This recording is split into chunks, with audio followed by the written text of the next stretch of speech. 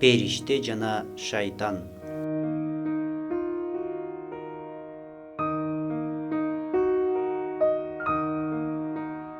Сахабалардан Дихия калби өтө сулуу болгон. Сапарлардан кайткан учурларында Хазірети Хасан жана Хусейнге белектерди алып келип, аларды кубантуучу эле.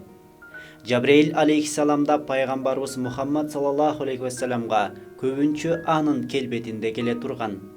Дагы бир күнү анын келбетинде келген учурунда Хазірети Хасан менен Хазірети Хусейн аны Дихия деп ойлоп, чөнтөктөрүнө колдорун салып, эч нерсе таба алышпады. Пайгамбарыбыз Мухаммад саллаллаху алейхи вассалам мындай деди: "Эй Жабраил бир боорум, неберелеримдин бул кылыктарын оройлук жана адепсиздик деп ойлоба.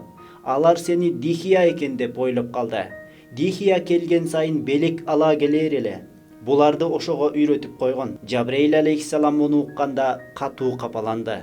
Дихия булардын жанына келгенде кур кол келбесе, мен кандай кур кол келемин деп, жаннат жемиштеринен бир боо жүзүм менен бир анар алып келип балдарга берди. Балдар белектерин алып, мечиттин бир четине барып жейли деп турганда, мечиттин эшигине колуна таяк таянган, үстүн чаң баскан, кары, ак сакалдуу бирөө келип, "Ачкамын, жегенге бир нерсе бергилечи" деди.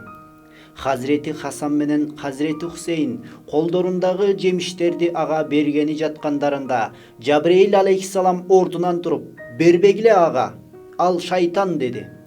Жаннат неаматтары ага харам кылынган, анан "Жогол бул жерден" деп шайтанды кууп жиберди.